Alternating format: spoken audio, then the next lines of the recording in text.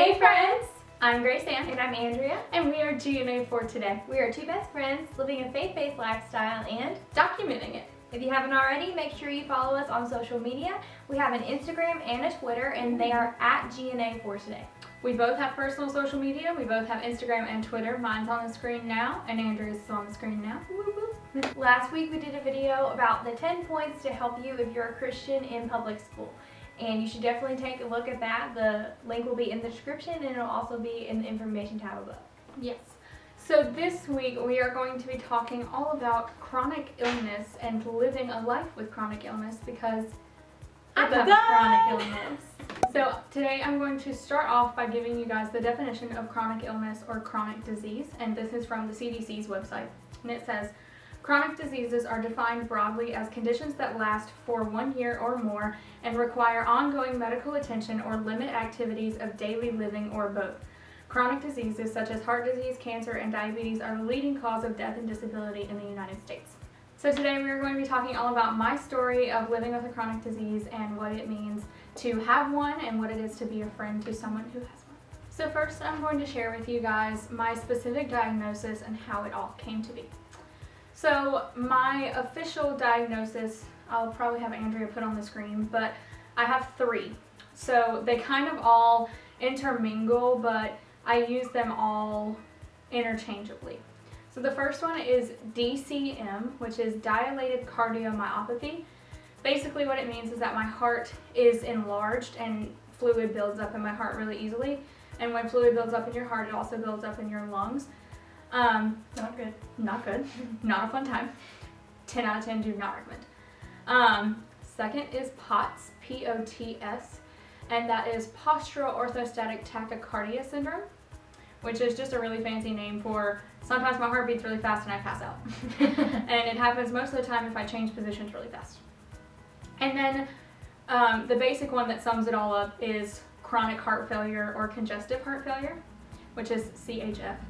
And I have had this since I was 16 years old, so about 6 years ago, right? 5 years ago. So when I was 15 going on 16, I was a student athlete and I was a sophomore in high school. I played volleyball, I danced. Well, I had just quit volleyball, but I was still like practicing all the time. Volleyball, I had danced for 13 years competitively. We played ultimate frisbee like in our chorus class a lot, so I say that I like played that.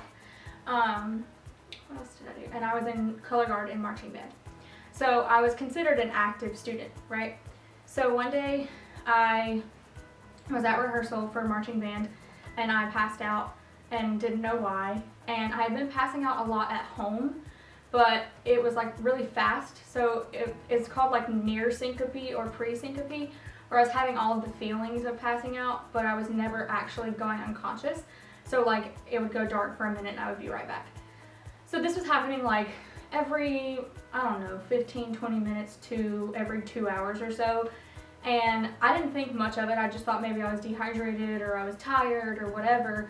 So I went to my allergy doctor because I have really bad allergies and they had diagnosed me with asthma about 3 years prior. We are sorry if the angle has changed on you guys because our battery for the camera just died. We didn't even notice. Yeah, we were just talking for like minutes upon minutes and it wasn't recording. We're back. Okay. So, I was diagnosed with asthma about 3 years prior. And so my asthma specialist here locally sent me to an asthma specialist about 20 minutes away because she wanted his opinion because she hadn't seen this before. So I went to go see him and he was the first person to like take my concerns seriously. And he was like, yeah, I don't think this is asthma. And I was like, what? What do you mean? It's not asthma. Like, I've had asthma for like years. What do you mean? And he was like, I don't think it's asthma. I'm gonna do a couple tests. I was like, okay, that's fine. So he did what's called a bedside orthostatic test. So he basically laid me on his table, took my blood pressure, my pulse, and like controlled my breathing. Then I sat up and he did the same thing, and then I stood up and he did the same thing. And the difference in my blood pressures and in my pulses and everything were so drastically different that he decided right then and there that I needed to be sent to the nearest children's hospital, to the emergency room, like ASAP. So my mom and I left and we went straight to the children's hospital, which was about 15 minutes from there. And I walked into the ER and I was like, hey, I'm so-and-so and I need to be seen. And they were like, oh yeah, we have a room ready for you right now. And they just like put my name tag on me and just shoved me back in the room. And I was like, okay, this is all happening so fast. Okay. So I got put back in a room and I told them all this story, and it was like the 1500th time I had told this story today. 1500th. Write it down, folks. And so I was so annoyed. I was like, I don't want to tell the story again. Anyway, so they were like, well, you must be dehydrated. Like, you're an athlete, you're seemingly healthy, your BMI is normal, like, you look fine, you don't look sick. So we're just going to give you some fluids. We're going to keep you overnight just to watch you, run some blood work. We think you'll be fine. So I was like, okay, cool. So they put an IV in, put some fluids in me, did a whole bag of fluid in the ER. And then I was on a slow drip of fluid overnight because they thought I was really, really dehydrated. So in the middle of the night, I had probably been asleep like an hour maybe. I don't know why I'm asking you like you were there. It was an hour. So I've been asleep for like maybe an hour. And then all of these doctors and interns and residents and nurses come in my room. So by the way, this hospital is a teaching hospital. So like Grey's Anatomy. We're a teaching hospital. So it's a teaching hospital, so there were interns and residents and attendings and fellows and nurses and everybody around me, and they like rushed in. They're like, are you okay? Can you breathe? Can you talk? Blah, blah, blah, blah. I was like, I'm asleep. What are you talking about? And they were like, no, your blood pressure is low and your pulse is like 250. And I was like, I'm asleep. Like, whoa. They're like, well, we have to take you to the ICU right now. Well, when they woke me up, I realized that I was having a lot of trouble breathing, but I didn't think much of it because I was more freaked out about the fact that there were like 15 people in my room. So they rushed me to the ICU. So what had happened was they had flooded my lungs in the emergency room. So this happens when you have DCM because your heart doesn't pump correctly anyway, and your heart's already full of fluid. So when it's supposed to send blood to your vital organs, instead of sending blood, it sends excess fluid. So any amount of fluid that I was intaking by mouth or by IV was going to my lungs and not where it was supposed to. No. Not good. So they put me in the ICU. They put this mask on me to like aerate my lungs. They put put Lasix in my IV, which is Lasix is a drug that makes you, like, it's a diuretic. It makes you have to pee all the time. It's called a water pill. And they pushed a whole bunch of Lasix in my IV, and they were like, you can't get out of bed. So like, if you have to pee, you just like pee and we'll change your bed or whatever. I was like, that's weird. No, thank you. Yeah, it was really gross. But they didn't put a catheter in, which I was really surprised by because they were like, you can't get up. I was like, okay. But I couldn't, even if I wanted to get up, I couldn't because this mask was like all over my face and there was like wires and tubes everywhere. I was like completely freaked. So they came and they did what's called an echocardiogram on my heart. Big word. Big word. We'll probably throw in the definition too, but it's basically like an ultrasound of your heart. And they were like, oh, that's not normal. So then they did a chest x-ray. They were like, that's not normal either. I was like, okay, what do you mean? Like, what's going on? Am I dying? And then this doctor comes in, this really nice colored lady comes in. She was my doctor for like 4 years. Shout out to Dr. Ross Kamek, I love you. And she came in and she was like, hi, I'm a pediatric cardiologist. And I was like, hi, why do I need one of those? She was like, so basically your heart is really big and it's making you back up fluid and pass out all the time, not feel good, etc., etc. And I was like, okay. I don't know what that means. And she was like, it means that you're not leaving the hospital anytime soon. You're definitely not leaving the ICU anytime soon because you are not in stable condition. And by the way, you're in heart failure. So I was literally 16 years old and I was like, oh. Say what? I'm sorry. I thought heart failure is for like 80-year-old patients. Like, I'm young. I'm a child. Like, no. And she was like, no, actually, it can happen to anyone. Like, anyone at any age can have heart failure, and you can have this condition anytime. So I stayed in the ICU for about a week, and then I was in a regular room for about a week, and then I finally was released from the hospital. And I followed up with Dr. Kamek for about 2-3 years, and I was put on beta blockers, which is a type of medicine. I'll have to give Andrea all these definitions because I don't actually know them. And then I was put on an ACE inhibitor and a water pill, which is the Lasix, and a whole bunch of vitamins and supplements and stuff. And they were like, okay, we're just going to monitor you. And I had to go back like every week for, I don't know, probably 2 months after I got released. And my doctor told me about the 3rd time I had seen her outpatient, she was like, okay, so this is a chronic thing. We're going to do testing to see if we can figure out where it came from, but we don't think it's reversible. So that was really sucky, and I was like, I'm not happy about this. And she told me, you probably won't graduate high school because you'll probably be too sick. You should quit doing any outdoor activities because you can't get overheated and overexhausted. And she was like, if you want to go back to school, you can, but I don't recommend it. So needless to say, I cried a lot because I was very overwhelmed, and I pretty much just told her no.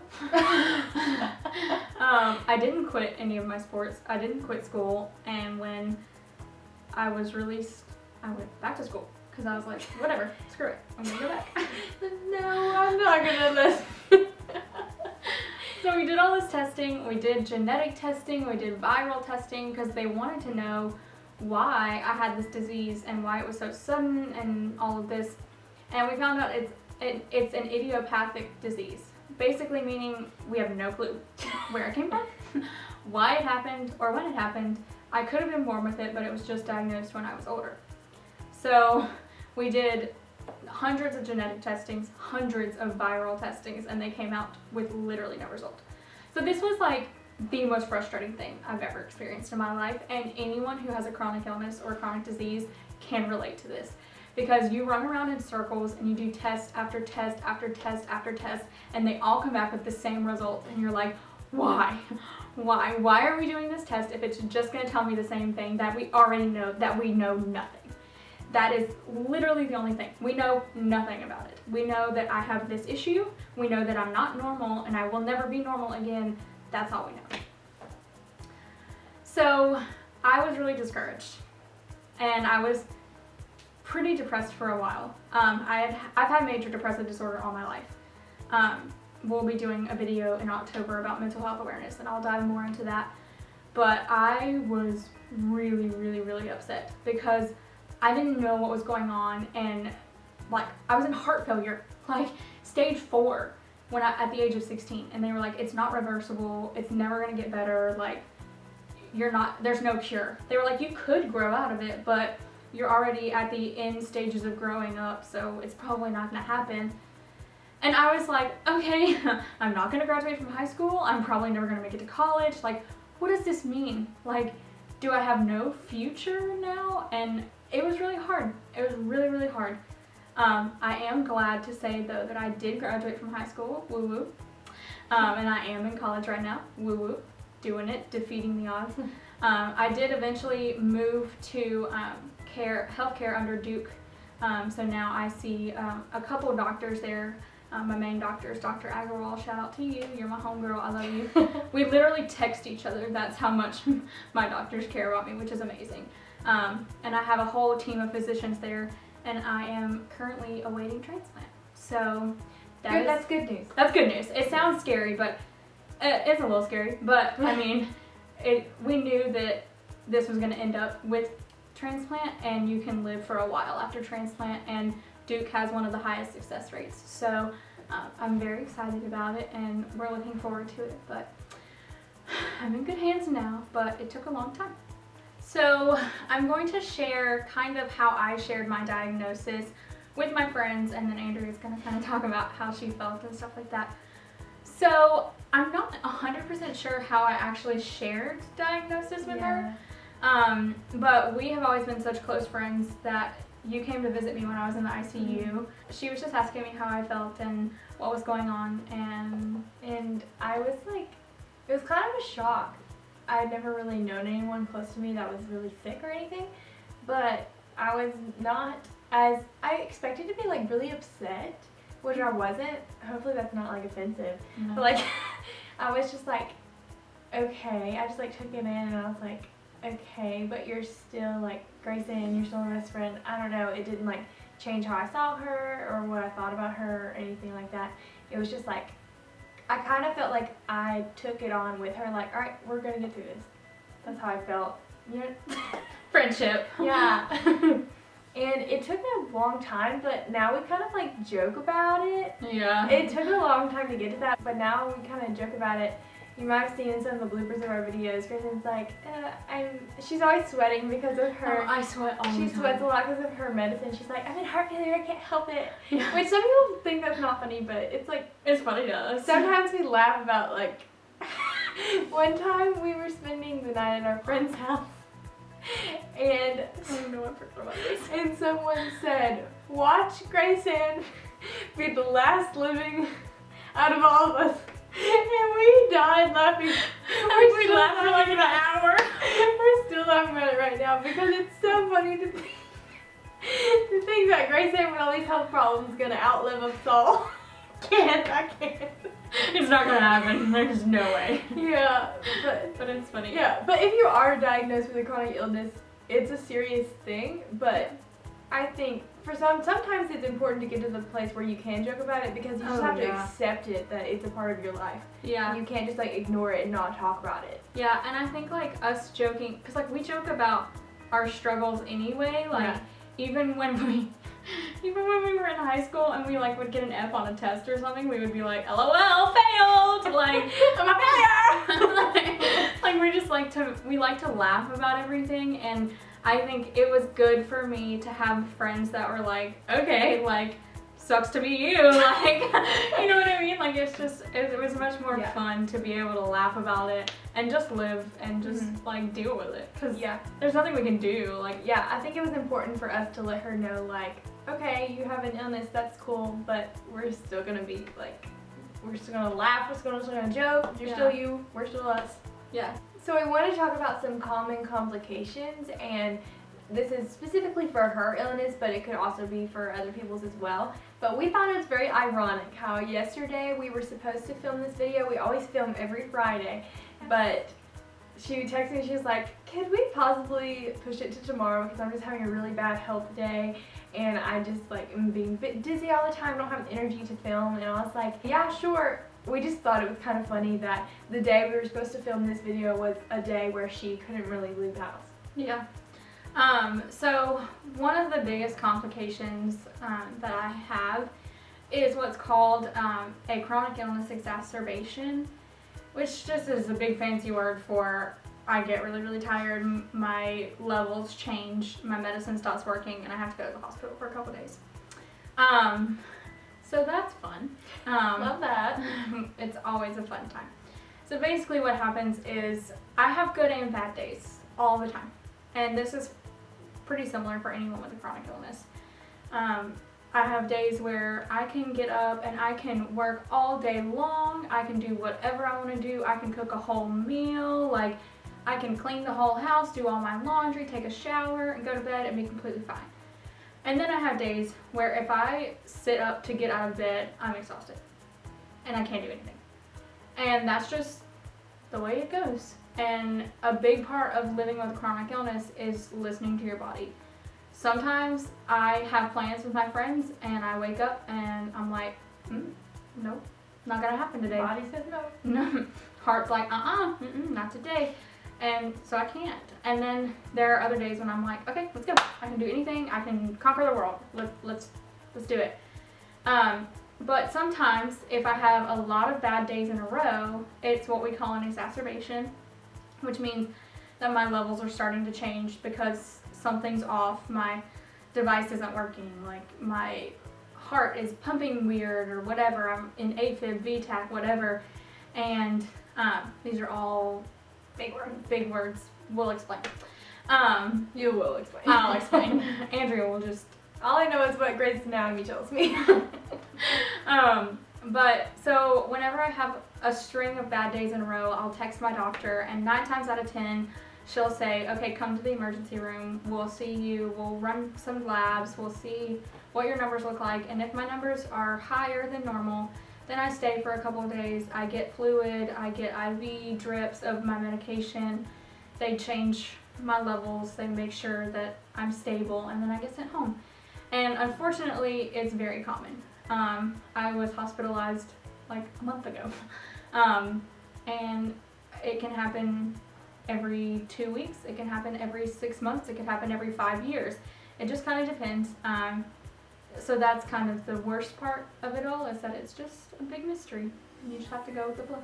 Next, we want to talk about how her chronic illness has affected our friendship and what it's like to live with a friend with a chronic illness whenever you are perfectly healthy yourself.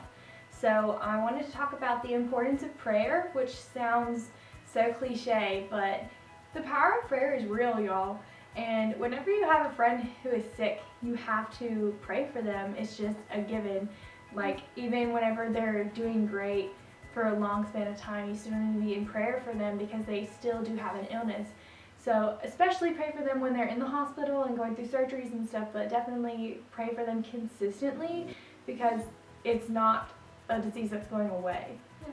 So make sure that you're supporting them through prayer, and that you're also supporting them whenever they go to the hospital and just visiting them and sending them flowers and cards and just being there for them whenever they need to talk about it. I can imagine it's really hard to be living with this illness that not a lot of people can understand. So it's very important to be that person where your friend can lean on and that they can talk to you about it. Yeah, I think one of the biggest things that helps whenever especially when I'm hospitalized, is like getting cards from my friends or getting FaceTime calls. Like, it's really hard because Andrea is so far away that a lot of times when I'm hospitalized, it's not when she's home or she's working or doing stuff like that.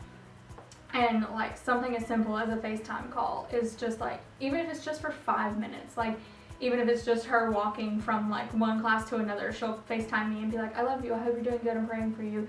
And like that makes my stay so much better, and it makes me feel like, okay, I can do this. Like, yes, I'm stressed, yes, this is hard, yes, I don't feel good, but it will get better, and I have people there for me, and it really helps a lot.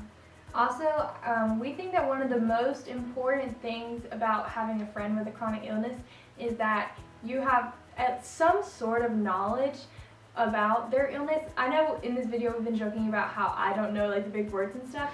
Like, yes, I don't know the big words, but I know what her illness is and what she needs. I know what complications she has, and I just have knowledge of the generalness of it. I don't know exactly like she takes this medicine at this time. Like, It's not really necessary for me to know that.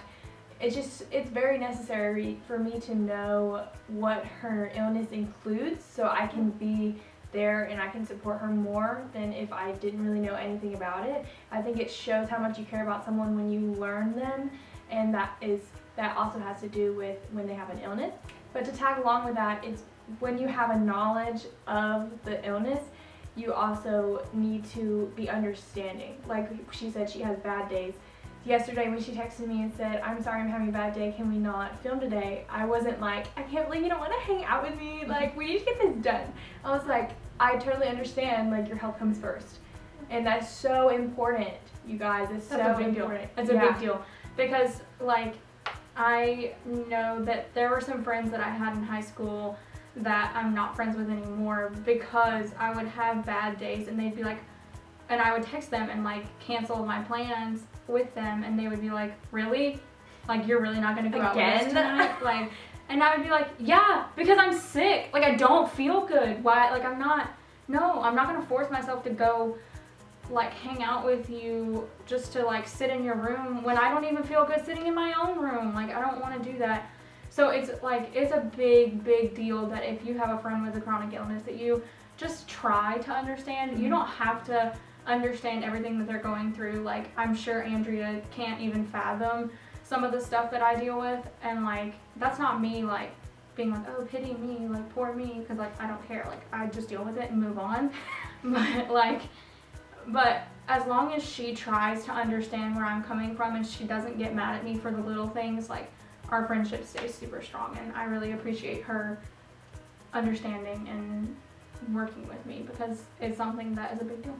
So I did want to let you guys know about kind of what the future will look like for me and in terms of this channel and life and stuff like that, because we want to be transparent with you guys. So right now I am in the workings of getting a transplant evaluation done, and it will basically tell me whether or not I qualify for a transplant. They're pretty positive that I'll pass the evaluation and be put on the list. It just kind of depends on like what my class level is and stuff like that.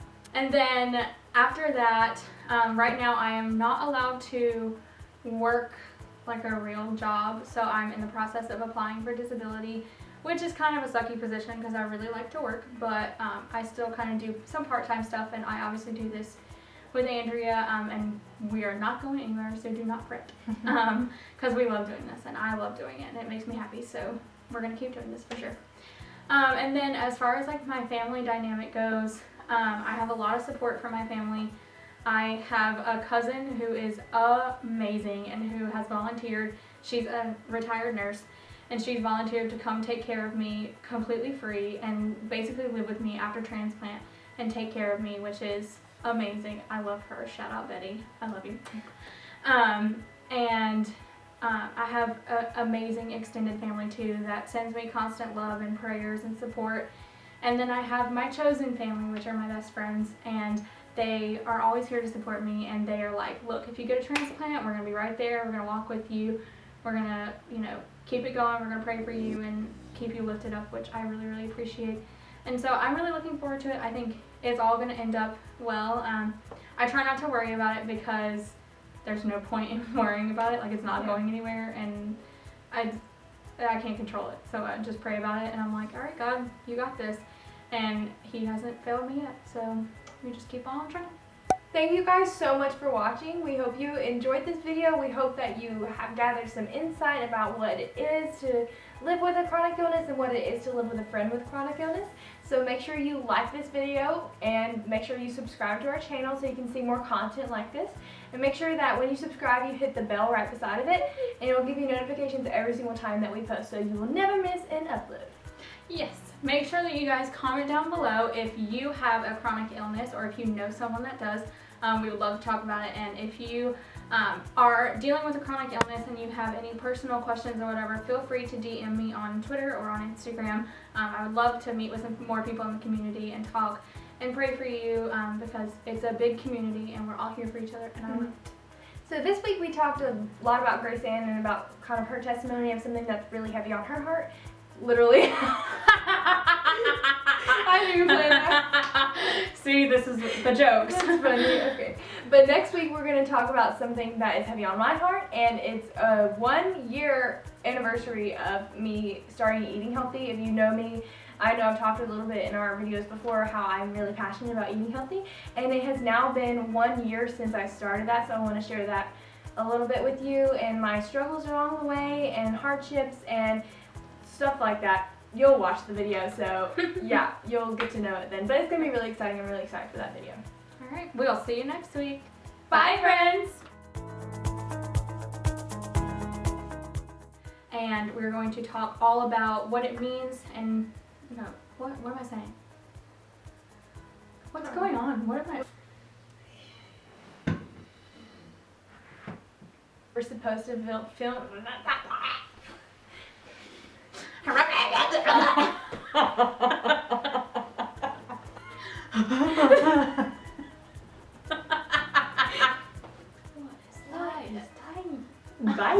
Diet. Gotta add 100 syllables to every word. Diet.